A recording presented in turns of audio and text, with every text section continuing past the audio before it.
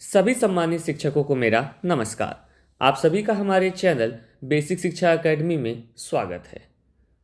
आज हम देखेंगे निष्ठा मॉड्यूल 11 के प्रश्नोत्तरी को, परंतु उसके पहले एक बहुत ही महत्वपूर्ण बात मैं आपसे कहना चाहता हूँ कि जो निष्ठा प्रशिक्षण आप करते हैं उसके प्रत्येक पेज अथवा वीडियो के अंत में समय दिया होता है, इसलिए आप प्रत्येक पेज अथवा वीडियो को सावधानीपूर्वक पर्याप्त समय देते हुए देखें। वीडियो भगाने या स्किप करने से आपके प्रशिक्षण का औसत समय कम हो जाएगा, जिससे आपका प्रशिक्षण अमान्य भी हो सकता है या सर्टिफिकेट के निर्गत होने में समस्या भी हो सकती है। इसलिए अपने निष्ठा प्रशिक्षण को सावधानीपूर्वक करें। आइए अब हम शुरू करते हैं मॉड्यूल 11 यानी भाषा का शिक्षा शास्त्र की प्रश्नोत्तरी को। देखते हैं पहला प्रश्न, लिखित में से कौन सा पढ़ने के समय करने का कार्य है? तो सही विकल्प होगा चौथा, कक्षा को 4 या 2 के समूहों में विभाजित करना और पाठ को बारी बारी से पढ़वाना। शिक्षक बच्चों को समझ के साथ पाठ को डिकोड व्याख्या करने को कहना। आइए अगला प्रश्न देखते हैं। एक पूर्व पठन कार्य का उद्देश्य डैश है। तो क्या उद्देश्य है? सही विकल्प होगा दूसरा, पाठ के विचारों के साथ सीखने वाले के पिछले अनुभव और ज्ञान को जोड़ना। अगले प्रश्न की ओर बढ़ते हैं।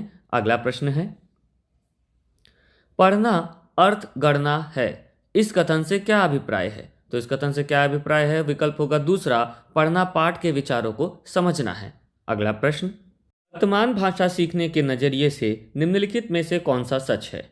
पहला, सुनना, बोलना, पढ़ना, लिखना, ध्यान देना और सोचना एक साथ विकसित होता है। दूसरा, सुनना, बोलना, पढ़ना, लिखना, ध्यान देना और सोचना एक रैखिक तरीके से विकसित होता है। तीसरा, लिखने से पहले सुनना, बोलना और पढ़ना विकसित होता है। और चौथा, लेखन एक भाषा सीखने में शिक्षार्थियों द्वारा विकसित किया जाने वाला अंतिम कौशल है।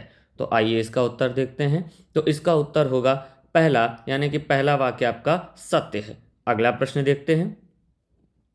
जब बच्चे स्कूल में प्रवेश करते हैं तो हमारा सही विकल्प होगा तीसरा, मौखिक कर्ण साधनों के माध्यम से भाषा के साथ परिचित कराना है। अगला प्रश्न, निम्नलिखित में से कौन सा कथन सही है? पहला, मातृभाषा दूसरी भाषा की शिक्षा में हस्तक्षेप करती है। दूसरा, दूसरी भाषा सीखने में मातृभाषा ना तो समर्थन करती है और ना ही हस्तक्षेप करती है। तीसरा, मातृभाषा दूसरी भाषा सीखने के लिए एक संसाधन है। और चौथा, मातृभाषा दूसरी भाषा सीखने का समर्थन करती है। तो हमारा सही विकल्प होगा, यानी सही उत्तर होगा तीसरा और चौथा ही हमारा सही विकल्प होगा। अगले प्रश्न की ओर बढ़ते हैं।